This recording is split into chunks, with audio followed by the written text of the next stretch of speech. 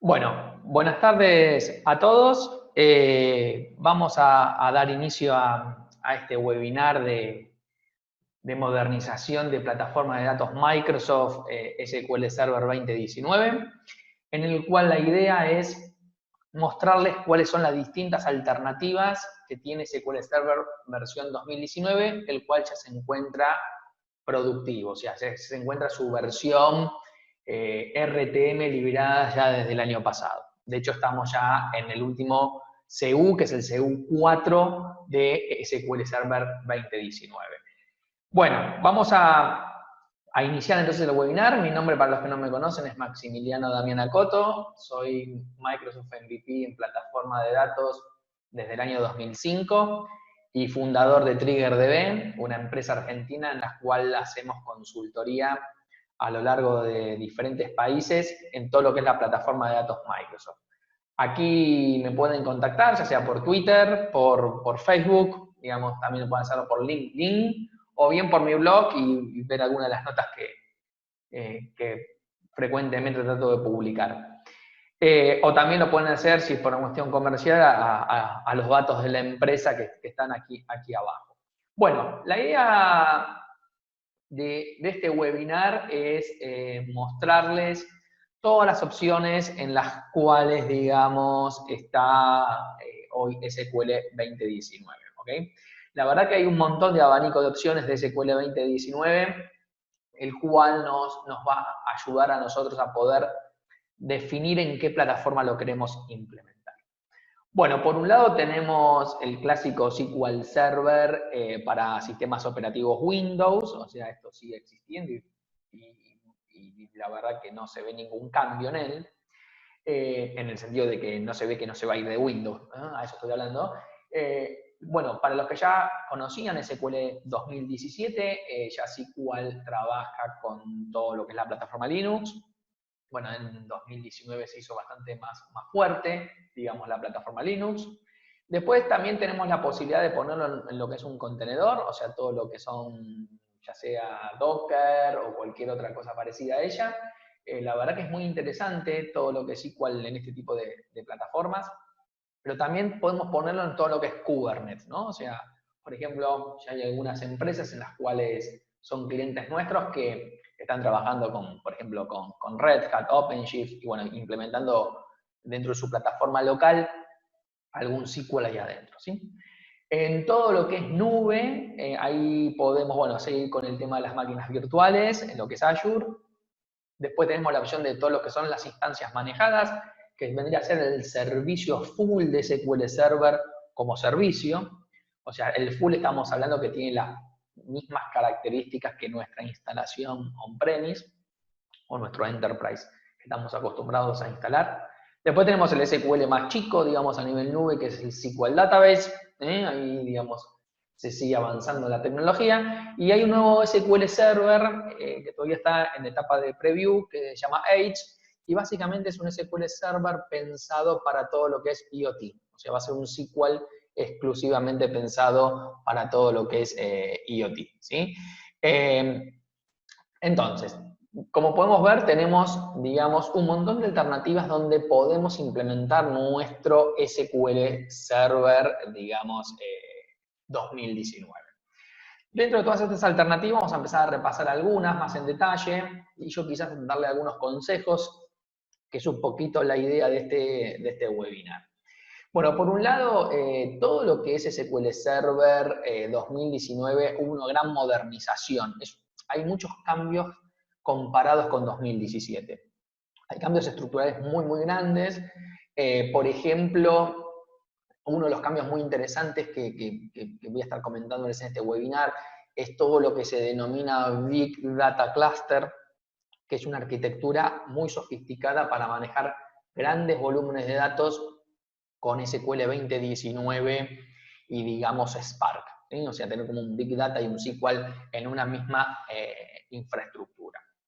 Entonces, algunas cosas que pasó en 2019. Bueno, en 2019 hay una integración acá, como bien dice, con Big Data, hay, digamos, una mejora del lenguaje Transact SQL, se mejoraron, digamos, algunas operaciones a nivel seguridad, Vimos, por ejemplo, acá hay unas funcionalidades, aquí del lado de la derecha, como todo lo que es el ADR, que está aquí, que es muy interesante para todo lo que es disponibilidad de servicio, ¿no? O sea, se sigue trabajando en todo lo que es disponibilidad de servicio muy fuertemente, donde nosotros podemos tener, por ejemplo, el ADR lo que va a permitir hacernos es, cuando hacíamos un viejo rollback con un begin transaction grande, a ustedes lo que les pasaba es que ese rollback tardaba tanto casi como la transacción. Bueno, el ADR se ha mejorado todo el manejo del transaction interno del SQL Server y vamos a ver que es casi instantáneo ese rollback. Entonces, hay mucho trabajo en todo lo que es la alta disponibilidad del servicio en sí mismo, ya sea, digamos, para los ambientes privados, ¿no? O sea, la nube privada. En todas las versiones nuevas de SQL, ¿no? Después, ¿qué otros cambios hubo grandes? Y bueno, de estos cambios que hubo grandes, por un lado podemos ver todo lo que es la virtualización de datos, ahora vamos a estar haciendo un detalle de eso. Había un componente en SQL Server 2016 llamado Polybase, el cual en 2019 fue muy extendido. O sea, Polybase en versiones anteriores permitía, por ejemplo, conectarnos solamente con Hadoop. Ahora nos va a permitir conectarnos con Teradata, con Oracle, con MongoDB, con HANA, con un montón de bases de datos y poder tener una tabla externa creada en nuestro engine apuntando a un motor que no sea SQL Server. Esto nos va a simplificar un montón de operaciones para todo lo que es sobre todo Big Data y Data Warehousing, ¿sí? Bueno, todo lo que es la modernización de la plataforma, hoy SQL está en todas las plataformas, como comenté hace un ratito, Windows, Linux, Kubernetes, bueno, tenemos un montón de plataformas disponibles, con lo cual ya no tenemos hoy una excusa en qué plataforma lo tenemos que implementar SQL Server, ¿no? Todo lo que es Machine Learning ha sufrido algunos cambios, por ejemplo, comparado con la versión anterior, se ha agregado como lenguaje Java, donde anteriormente estaba Python y R, esto empezó en SQL 2016, Machine Learning solamente con R, 2017 con R y Python, y 2019 se incorpora también Java como lenguaje de programación de Machine Learning. Bueno, todo lo que es performance, todo lo que es intelligence query, que ya se venía trabajando en versiones anteriores, digamos, de SQL Server para mejorar considerablemente la performance, también ha sido trabajado en 2019, así que hay cambios significativos en todo lo que es el query processing de SQL Server, y ahí, digamos, es bueno, digamos, por eso a veces tratar de actualizarnos a estas nuevas versiones de los productos, ¿no?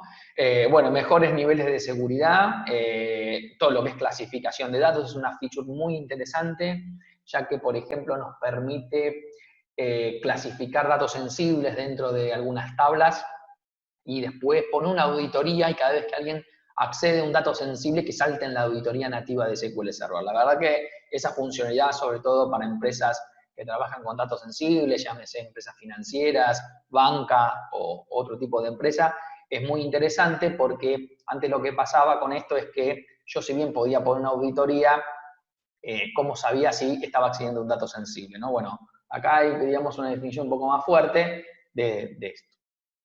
Todo lo que es alta disponibilidad se mejoró, digamos, muchísimo. Lo que se hace con alta disponibilidad, digamos, vamos a ver que tanto Always On, digamos, y otras alternativas que hoy tenemos por también tener distintas plataformas, podemos pensar la alta disponibilidad y nuestro DRP diferente a como lo veníamos haciendo antes, ¿sí? Bueno, ¿qué es esto de SQL Server como hub, o sea, como hub de datos?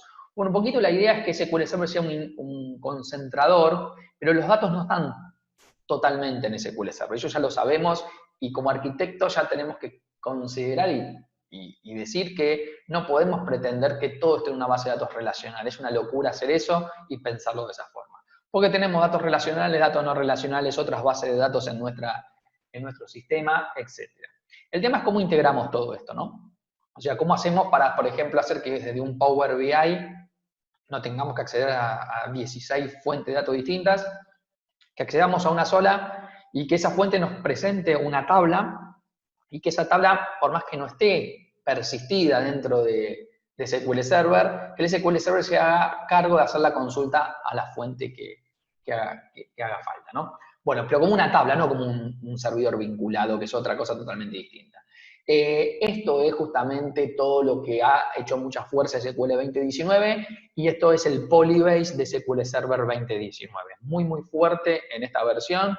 La verdad que se han incorporado fuentes de datos como SAP HANA, como Oracle, como Teradata, un montón de fuentes de datos donde ustedes van a poder crear sus tablas externas apuntadas, digamos, a todos estos orígenes distintos. Y genera algo muy, muy, muy interesante, ¿no? Yo como arquitecto y como implementador de este tipo de plataformas, lo empezamos a usar bastante esto porque simplifica mucho las arquitecturas, ¿no? Decir, mira, tenés un solo conector, vos te conectás a tu SQL Server y si hay una tabla que está levantando de un sensor y yo como arquitecto definí que esos datos me conviene tenerlo en un CosmoDB, en un MongoDB, porque es mejor base de datos para almacenar eso, no es ningún problema.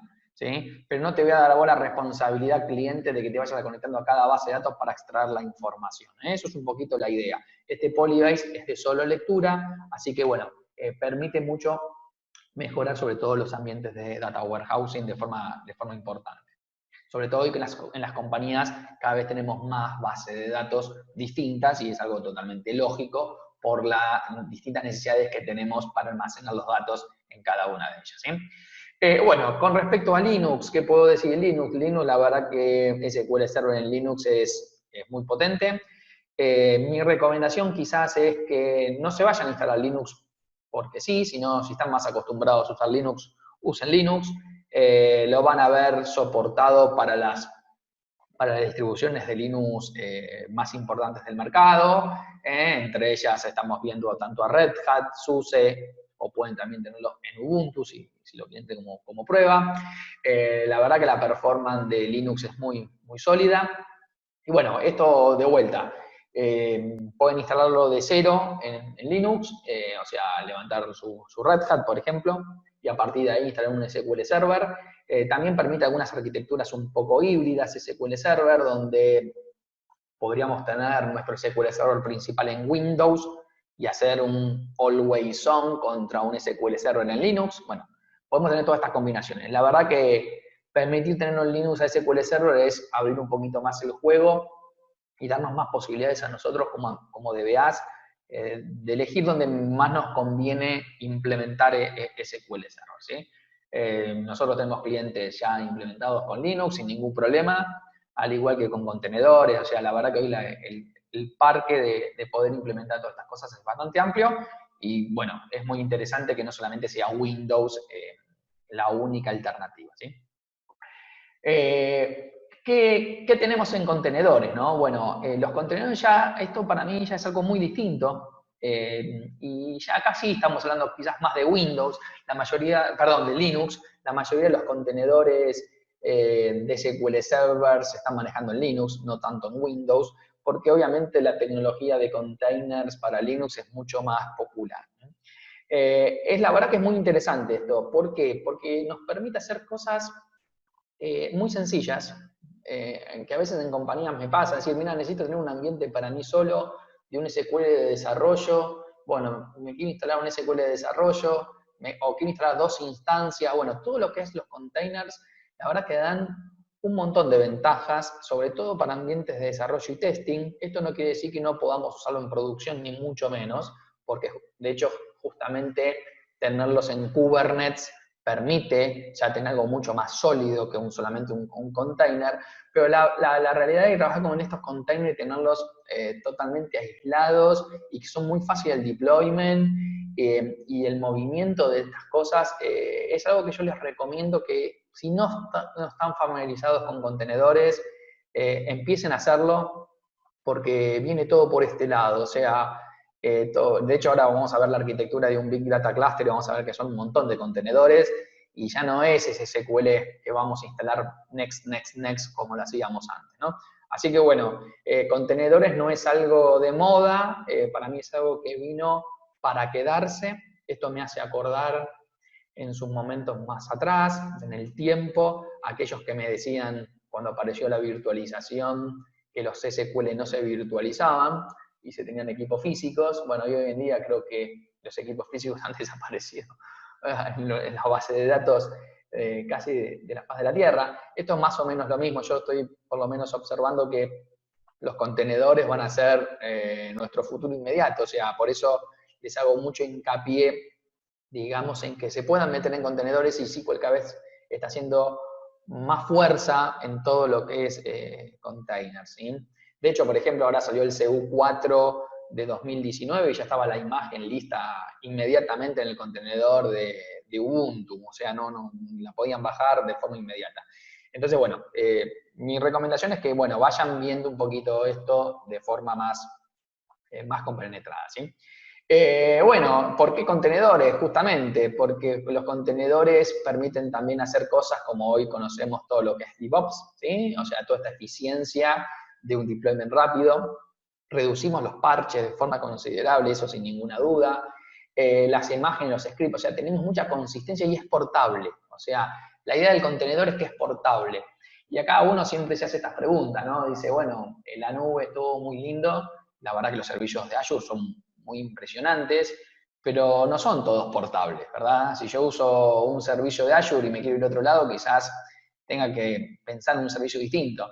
En cambio, si yo uso un contenedor y lo publico, sí, quizás en Azure, eso no, o en otro proveedor, yo podría este contenedor llevármelo a cualquier lado, ¿no? O sea, y estar siempre corriendo nuestro servicio, ¿sí? Ya sea porque lo tengo en la nube de Microsoft, porque lo tengo en la nube de Amazon, porque lo tengo en mi nube privada, y estamos corriendo siempre lo mismo. Esa es la gran ventaja que tienen, digamos, este tipo de tecnología. Así que yo creo que es una de las tecnologías más interesantes en los últimos años.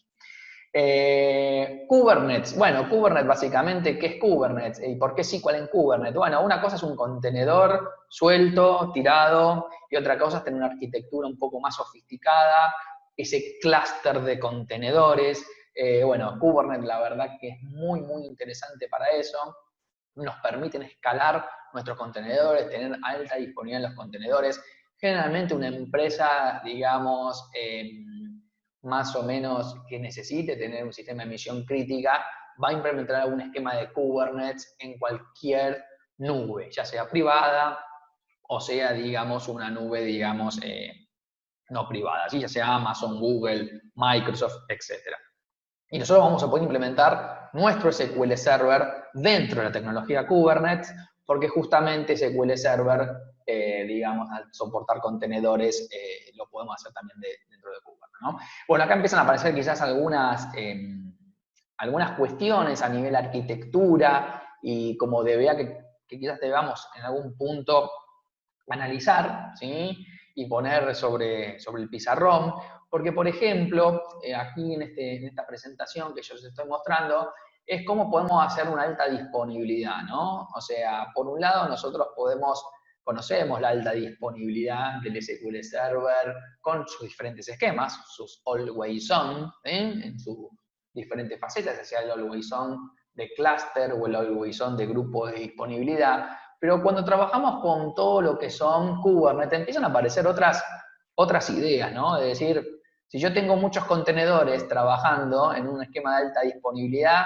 y tengo todo un storage persistente, bueno, se cae un contenedor, prendo el otro y va a funcionar, y sí, va a funcionar, y eso me va a permitir hacerme la misma arquitectura de Kubernetes. Entonces, acá empiezan a aparecer, digamos, quizás otras cosas que tengamos que tenerlo en cuenta, ¿no? No quiere decir que todo lo que conocíamos anteriormente no sirva para nada, ni mucho menos, pero esto nos abre otras posibilidades, ¿sí? Sobre todo en lo que es alta disponibilidad y toda la orquestación de todo este tipo de tecnologías de HA, ¿sí? Bueno, la estrella para mí de SQL 2019. ¿Por qué digo la estrella? Quizás muy pocos lo necesiten, eso también es cierto. Cuando hablamos de mucho volumen de datos, a veces me pasa que voy a las empresas y me dicen, yo tengo mucho volumen, ¿cuánto tenés? 2 teras. Bueno, qué sé yo manejé 50 teras con una tabla SQL sin problemas, o sea, a veces no es lo que consideramos mucho volumen, pero sí es cierto que el volumen en muchas compañías sí es muy grande o que en algún punto podamos ya tener una necesidad en serio de volumen. Y sabemos que la base de datos relacional no sirve para todo. Entonces, ¿qué es lo que hizo SQL 2019? Bueno, integró vía Polybase todo lo que es la tecnología Spark, todo lo que es Big Data dentro de SQL Server. Tenemos HDFS dentro de SQL Server, tenemos Spark dentro de SQL Server y podemos armar una arquitectura parecida a la que estamos viendo acá en este presentación de PowerPoint. Todo esto son contenedores, o sea, esto solamente se puede implementar con containers. Cada una de las cajitas que ustedes están viendo ahí son containers de Linux, donde todo esto es una instalación de SQL Server, donde hay nodos de cómputo, donde hay nodos de master instance, como el que estamos viendo arriba, donde nuestras aplicaciones se conectan a esos nodos de instancias maestras, pasan a nuestros nodos de cómputo, que pueden ser 1 o n, y después pasa a nuestro data lake, ¿sí? Nuestro famoso data lake. Todo esto son contenedores.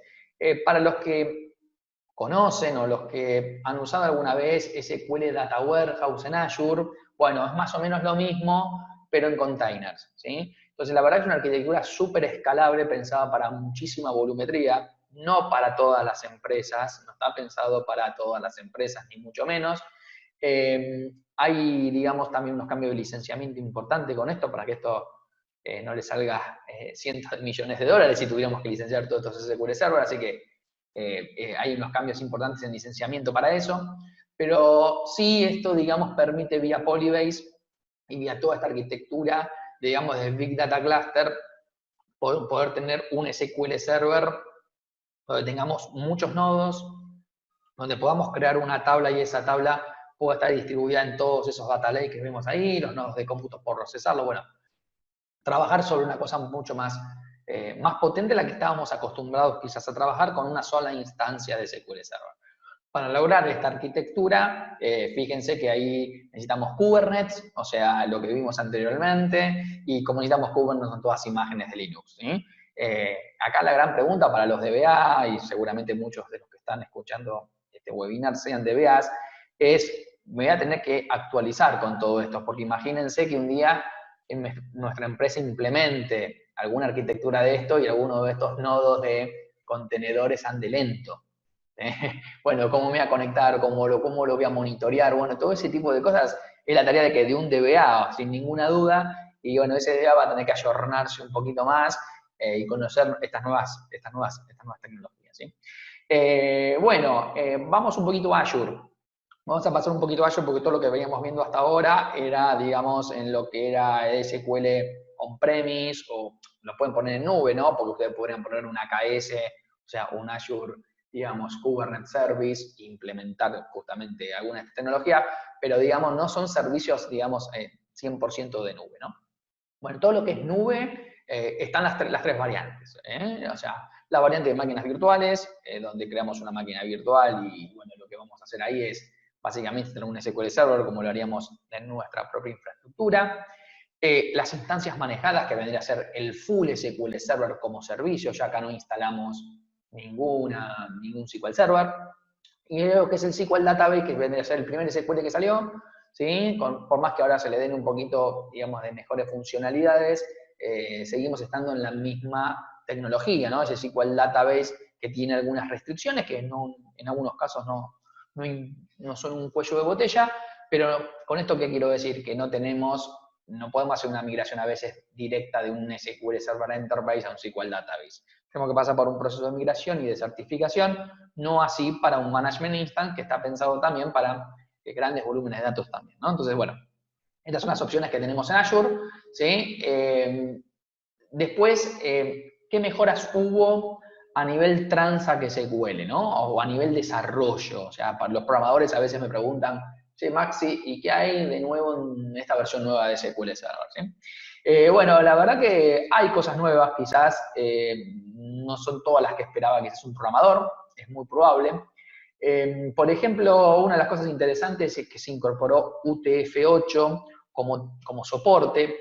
Esto, si bien parece algo anecdótico, lo que hace UTF-8 básicamente es que le va a generar mejores niveles de performance en tablas, por cómo se almacena la información en UTF-8, ¿no?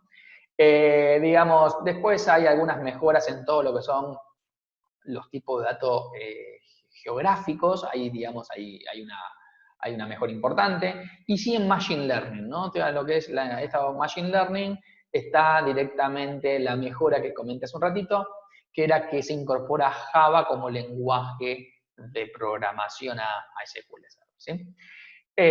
Bueno, todo lo que es, digamos, la parte de seguridad, Digamos, acá se mejoró mucho Transparent Data Encryption, hubo muchas mejoras en Transparent Data Encryption, después vamos a ver, digamos, algunas cositas también interesantes de TD. Todo lo que es la clasificación que comenté hace un ratito de auditorías, donde ustedes pueden definir un dato confidencial y una auditoría, digamos, como para que si accedemos a ese dato, nos salten la auditoría y no si accedemos a cualquier dato, ¿no? Y hay una simplificación, digamos, en todo el manejo de certificados, pero, digamos, la verdad que SQL Server ya en versiones más viejas ha logrado un nivel de seguridad con un montón de funcionalidades muy potentes.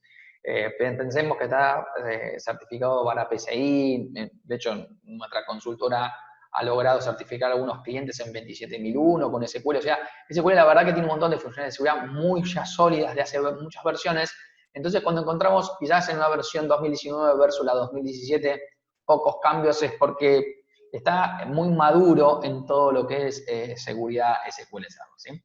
Eso no quita que no se sigan haciendo cambios, ¿no? Bueno, en todo lo que es, digamos, la disponibilidad de los servicios, ¿no? O sea, la idea de esto, tener el servicio el mayor tiempo disponible, es darnos a los DBA esas tareas, ¿no? Yo me acuerdo hace unos cuantos años atrás cuando un DBA me decía, Maxi, ¿puedo correr un índice ahora? ¿Por qué no lo podés correr si lo podés correr online? No debería afectar tu performance. Bueno, así tenemos un montón, digamos, de cosas que sí van apareciendo en las nuevas versiones de SQL Server y que nos permiten, como DBA, mejorar nuestro nivel de servicio. O sea, que por cada acción que hagamos, no estemos frenando los sistemas, ¿no? La realidad que una de las cosas muy interesantes que tiene para mí, impresionante, es todo lo que yo llamaba como ADR, ¿no? El ADR básicamente lo que nos va a hacer, o sea, todo lo que es el database recovery, mejorar la velocidad del database recovery. ¿Esto qué es lo que hace? ¿Sí? Hay dos formas, ¿sí?, de verlo. Esto lo vamos a ver con un begin transaction y un rollback. Esos rollback van a ser muchísimo más chicos, ¿sí?, con lo cual casi instantáneos van a ser. Y eso van a mejorar la disponibilidad de nuestro servicio. Después, en todo lo que fueron los índices en línea, hubo mejoras, ¿sí? Mejoras sustanciales para agregar más operaciones a nuestros índices en línea. O sea, hacer índices en línea ya sabemos que es algo que mejora la calidad de nuestro servicio. Y también todo lo que tiene que ver con los AG, ¿no? O sea, estos grupos de disponibilidad, digamos, de Always On. O sea, entonces, todo lo que es ambientes de misión crítica y alta disponibilidad, con, digamos, las tres cosas más importantes que se agregaron en 2019 son el ADR, son mejoras en los índices online y en las políticas de, digamos, de alta disponibilidad de los AG, ¿sí? Que básicamente, después vamos a verlo, digamos, todo lo que es ADR, si tenemos un tiempito, les hago una demo para que vean, digamos, técnicamente cómo funciona. Se escriben muchas menos bloques, también hay mejoras en la TEMDB, muchísimas mejoras en la TEMDB, en cómo se calculan, digamos, los objetos en la TEMDB. La TEMDB se puede poner que su metadata esté en memoria. Entonces, al tener la metadata de TEMDB en memoria, todos los objetos que estemos creando de TEMDB van a ser objetos in memory. Eso mejora muchísimo también la performance de SQL Server. O sea, se trabajó muchísimo en performance de la base de datos de 2019 comparado con versiones anteriores, en este caso 2017. ¿Sí? Microsoft, si bien quizás con estas cosas quedaba un poco más lento de lo que a uno le gustaría, o que parecen cosas obvias, o que uno se queja hasta como consultor, dice, uno se conecta a un montón de servidores y ve que siempre tiene mal configurado el max.dop de la instancia. Bueno, la verdad que lo que estuvieron haciendo, bueno, es haciendo algunas mejoras en todo lo que es el setup del SQL Server, se mejoró muchísimo la configuración, y a partir ya del mismo setup, el mismo nos asesora qué valores de max.dop tenemos que tener, qué valores máximos de memoria tenemos que tener para esa instancia. Si bien esto era una tarea post de instalación y del DBA, la verdad que, bueno, en muchos casos no se hacía de forma adecuada y, bueno, se hizo, digamos, en el setup de SQL. Así que hubo muchas mejoras ahí. Digamos, hay mejoras también en todo lo que es algo tan sencillo como el string, ¿no? Cuando truncábamos un string, ¿no? O sea, truncábamos un string y no sabíamos en qué valor, el valor que estaba truncado, bueno, se mejoró ese mensaje de error de hace años que se pedía esto, pero bueno, lo tiene en 2019. como comenté hace un ratito, todo lo que es reducir las recompilaciones en la TenDB, o sea, todo esto ha mejorado mucho también el propio SQL 2019. O sea, si tenemos que hacer un buen resumen de SQL 2019, es plataforma muchísimo, o sea, Big Data y performance, mucho performance. O sea, es un SQL Server orientado a alta performance, ¿sí? O sea, esos básicamente son sus grandes ventajas comparadas con 2017.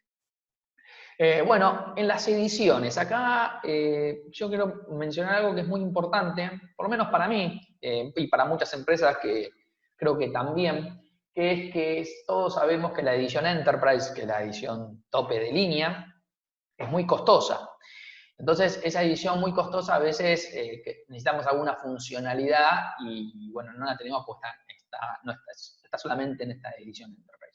Ya desde SQL Server 2016 y Service Pack 1, Microsoft empezó a bajar muchas funcionalidades de Enterprise estándar, muchísimas, particiones, digamos, compresión de tabla, bueno, un montón de funcionalidades. Bueno, ese Big Data Cluster lo van a poder instalar en un Standard Edition. O sea, yo me voy a concentrar en la estándar porque la verdad que la Enterprise sabemos que tiene todas las funcionalidades, pero para los que tengan estándar, ¿cuáles son las novedades? Para mí la más importante de todas es que la estándar de SQL 2019 soporta Transparent Data Encryption, o sea, la funcionalidad de encriptar una base de datos de forma transparente que existía en SQL 2008 y solo se podía aplicar a Enterprise, ahora se puede aplicar a estándar. ¿Por qué digo que es una de las más importantes? Porque a nivel seguridad es muy importante tener encriptada de forma transparente nuestra base de datos para evitar, digamos, que justamente alguien haga un detach, que hagan un copy de los MDF, sobre todo si estamos en la nube o en cualquier otro lugar, ¿sí? Y que eso pueda ser restaurado sin tener el certificado adecuado. Entonces, tener un TD, digamos, es, casi fundamental en cualquier esquema de seguridad. Y eso está en la estándar. Esto de ADR, que yo comenté hace un ratito, también está en la estándar, ¿sí? O sea que esto que, digamos, de los rollbacks y todo eso, bueno, también lo vamos a tener disponible en estándar. Se puede instalar un Big Data Cluster con estándar, obviamente con menos nodos, pero van a poder instalar un Big Data Cluster con estándar, o sea que es una muy buena noticia.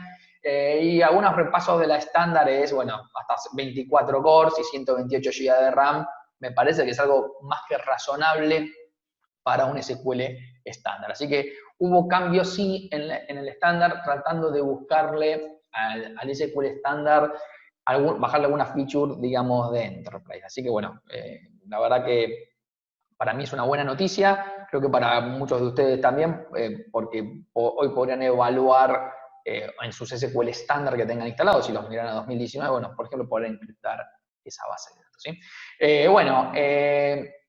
Toda esta modernización, ¿cómo migramos, no? O sea, ¿cómo nos vamos a SQL 2019?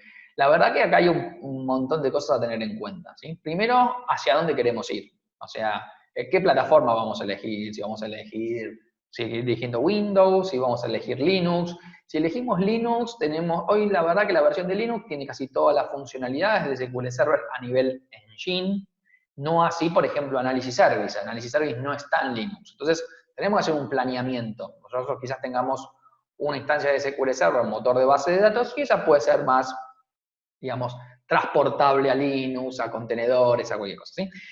Los Analysis Service todavía siguen siendo Windows, los Reporting Service siguen siendo Windows. Bueno, tenemos que hacer nuestro planeamiento. Ahora, hablando de la base de datos en sí misma, cuando todos hacemos un proceso de migración, sabemos que un proceso de migración de la base de datos no debería ser, empiezo hoy, mañana ya la libero y ya está, a menos que sea una base muy chiquitita. Mi recomendación sigue siendo la misma que hace años, en la cual nos ha dado a nosotros, como empresa, muy buenos resultados en migraciones de misión crítica, ¿no? Que es el siguiente. Primero, tratar de no migrar de forma, y lo que se llama in place, o sea, de agarrar y actualizar ese SQL Server que ya está ahí, o sea, darle un upgrade. Eso no es para mí una buena técnica, por más que podamos ir para atrás, la verdad que no suele ser la mejor estrategia. La mejor estrategia es armar un servidor nuevo, ya ese servidor que ya sea en Linux o donde fuere, ¿sí?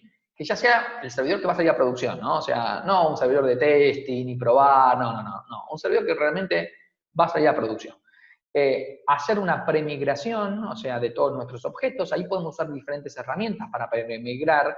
Por ejemplo, tenemos las bases de datos, tenemos bueno, los logins, los jobs, todo eso. ¿Cómo podemos hacer una migración de todos esos objetos sin volvernos locos? Bueno, pueden usar alguna herramienta tan sencilla como las DBA Tools de PowerShell. Para mí son ideales para hacer una migración. Yo usaría esas, de hecho, nosotros usamos esas, donde podemos migrar logins por un lado, donde migramos jobs por otro, etc. Y con respecto a las bases de datos, vamos a tomar algunas consideraciones. Por un lado, tenemos bases de datos chiquitas y por otro lado, tenemos bases de datos gigantes. Entonces, en un proceso de migración, uno puede primero hacer lo que se llama una premigración, o sea, es migrar todas las bases de datos a este nuevo SQL 2019, para que alguien haga un testeo funcional, correr nuestro assessment primero, ¿no? Nuestro database experimentation assessment, que son estas herramientas que podemos bajar de Microsoft y que nos va a ayudar a decir si este SQL Server es compatible con la nueva versión y qué cosas deberíamos cambiar. Ahora bien, más allá de que nos diga, supongamos que está todo bien, ¿sí? Lo ideal es que hagamos como una premigración y que hagamos algún testeo de nuestra aplicación. Cuando vayamos a producción, o sea, el día que querramos migrar, y si sobre todo tenemos bases de datos muy grandes, no tiene mucho sentido estar esperando ese backup y restore 8 horas, o ese detach y attach 8 horas, y dejar 8 horas, por decir un número, ¿no? Sin servicio en nuestra compañía. Ahí hay técnicas un poco más simples. Por ejemplo, hacer un log shipping, algo tan viejo como un log shipping. Yo podría armar un log shipping entre un ambiente productivo y este nuevo SQL Server 2019, y a partir de ahí, digamos, ir replicando, y el día que quiero migrar, lo único que hago es pongo la base en producción, las pongo en solo lectura, ¿sí? Las fuerzo todas a solo lectura para que nadie pueda escribir sobre producción, y cuando veo que en solo lectura están en el SQL 2019, ya sé que las bases están iguales. O sea, algo tan simple como eso me garantiza tener poca caída de tiempo en mi migración y migrar mi base de datos de forma sencilla. Entonces, para migrar, digamos, hay que hacer un plan, hay que hacer un proyecto, no hay que tomárselo botón derecho y migramos nuestra base de datos. Todos sabemos lo que puede pasar si hacemos eso, y podemos usar alguna de estas técnicas para migrar a nuestra base de datos si venimos de SQL Server. Si venimos de otros motores de base de datos, ya existe desde hace muchos años el asistente de migración de Microsoft, en el cual nos puede, digamos, ayudar a toda esta migración, por ejemplo, de Oracle, de Sybase, etc. ¿sí? Yo ahora les voy a mostrar, por ejemplo, luego de una migración a un SQL, sobre todo si vienen de SQL más viejos, o sea, de un SQL 2012, por ejemplo, y quieren migrar a un SQL 2019, algunos tips para que ustedes esta migración, digamos, la empresa la pase bien, digamos, ¿no? La idea es que tengan una nueva versión del producto y que nadie se haya dado cuenta de todo esto, ¿sí? Entonces, yo para eso les voy a mostrar un truco, digamos, no sé si es digamos, algo que no conozcan, pero sí, en las versiones, digamos, de SQL Server ha cambiado, ¿sí? Mucho. Vamos a venir acá a mi Management Studio, ¿sí? Voy a compartir ahora mi Management Studio, ¿sí? Ustedes supónganse que este es mi SQL 2019, ¿no? De hecho, vengo acá, select, @version, ¿sí? Y tenemos un SQL Server 2019 CU1, muy interesante ahora con los CU. No hay más casi Service Pack, ¿sí? O sea, hay CU, hay que actualizarlo siempre los CU, o sea, son build nuevos para ustedes, o sea, está el CU4, yo ahora voy a instalar un CU4, pero con un Docker, para que vean cómo bajo una imagen. Y este es mi SQL 2019. Supongamos que acá tenemos una base de datos, ¿sí? Nuestra base de datos, supongamos que es esta base de datos que acabamos de migrar. Lo correcto es que en las opciones de nuestra base de datos, nosotros tengamos la base de datos en el modo de compatibilidad 2019. Esto nos asegura que estemos usando las mejores funcionalidades de este motor de base de datos, ¿sí? O sea, en este caso 2019. Porque si nosotros lo tenemos aquí, por ejemplo, en 2008, y no estaríamos aprovechando las funcionalidades de 2019. O sea, esto por un lado. Ahora, uno de los grandes cambios que hizo SQL Server en el 2014 en adelante es algo que se llama Cardinal Estimator, que básicamente, para los que no lo conocen, es como el corazón de los algoritmos para los cuales se determina la cardinalidad en un plan de ejecución. Con lo cual, esto puede hacer que los planes de ejecución que antes estimaban que había 10 registros, ahora estimen que hay 2 y anden mucho mejor, o algunos anden mucho peor, ¿sí? La verdad que el cardinal nuevo no es que es peor que el anterior, todo lo contrario, se hizo mejoras para que sea mejor, pero cuando estamos en un proceso de migración, a mí no me gusta mucho generar estos ruidos, ¿sí? Porque prefiero estabilizar las cosas. Me ha pasado en un montón de cosas, todos, ¿no? Que migramos y el primer día que se encuentra en la empresa algo no funciona la cafetera y es por la migración del SQL, ¿no? Siempre digo esas cosas, digo, todos le echan la culpa a la migración, entonces trato de bajar todos estos ruidos al principio como para que, digamos, podamos trabajar sobre seguro, ¿no?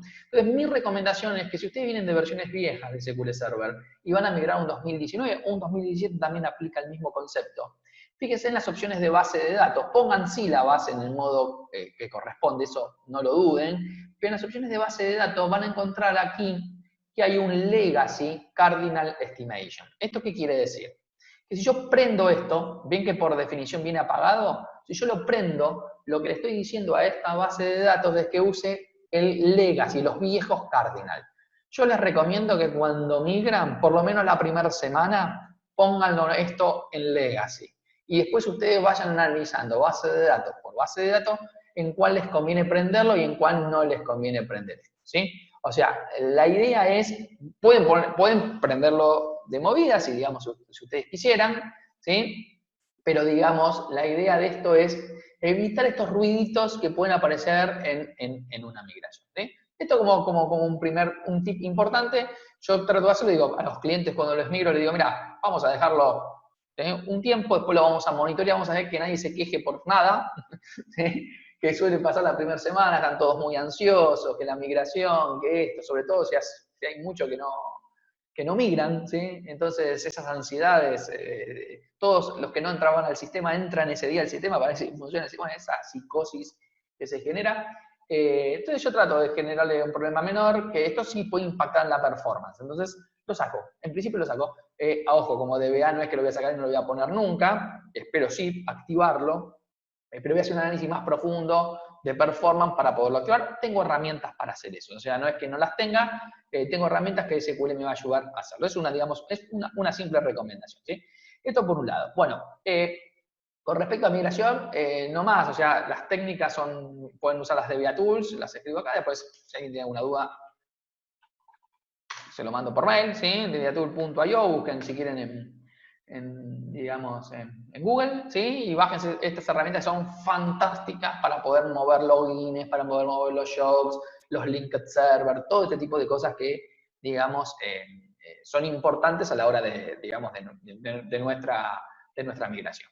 Bueno, vamos a ver, por ejemplo, un ejemplo sencillo de container. Voy a agarrar un ejemplo sencillo de container, ¿sí?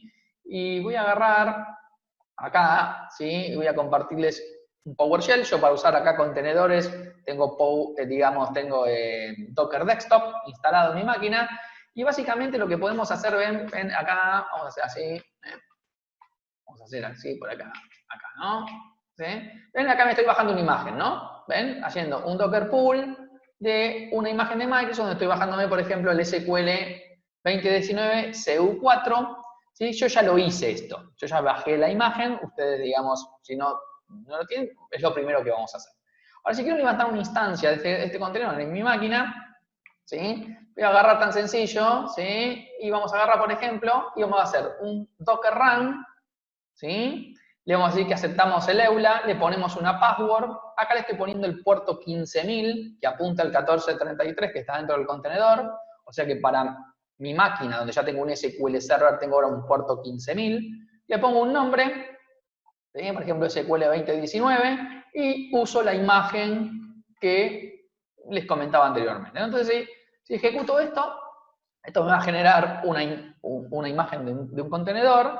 Y ahora, ¿sí? Si vamos a nuestro Management Studio, de vuelta, que está acá, y nos conectamos a una base de datos y le ponemos 15000, le dijimos que esto era SA, a ver si, Ahí me conecté a la base de datos, pueden acá observar que tengo el dibujito de Linux.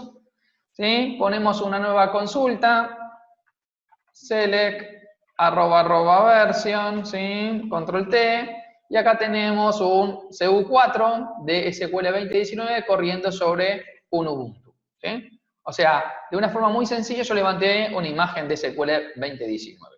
Entonces, esto es lo que me permite básicamente hacer los containers. ¿Sí? Otra de las cosas que hay, digamos, modernas, y les aconsejo que quizás, si bien no es el webinar para ello, pero les aconsejo que sí empiecen a mirarlo un poquito, es una herramienta que es multiplataforma y que nos permite hacer tareas de desarrollo que no es el Management Studio, ¿no? Yo les voy a mostrar acá, ahora y les voy a mostrar con ADR cómo funciona un poquito, ¿sí? Esta herramienta, ¿sí? Se llama Azure Data Studio. Azure Data Studio es una herramienta multiplataforma, o sea, ustedes la van a poder correr Linux, en Windows, en Mac, y poder hacer cosas muy interesantes como la administración. ¿Ven? Por ejemplo, yo acá me voy a conectar seguramente, ¿ven? Acá me estoy conectando a un SQL Server, ¿sí? Me puedo conectar a mi SQL local, ¿ven? Si pongo acá propiedades, tiene algunas integraciones con Management Studio, puedo escribir queries, ¿ven? Por ejemplo acá, vamos a hacerlo sobre el container, que es más interesante, select, ¿ven? @, ¿sí?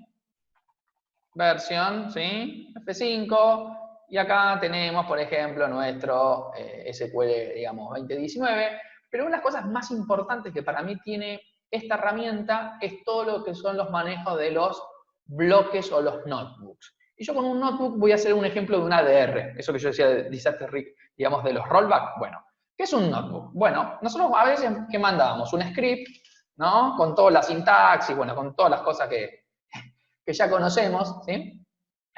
Ahora imagínense algo como esto. ¿Ven? Yo vengo acá y le puedo decir sobre esta instancia crear una nueva query o crear un nuevo notebook. Yo acá creo un nuevo notebook, esto lo estoy haciendo sobre un SQL de 2019, ¿y qué soporta esto? Esto funciona igual como herramientas tipo Jupyter, ¿sí? Si alguno ha usado en ciencia de datos alguna herramienta de estas, digamos, es muy parecida.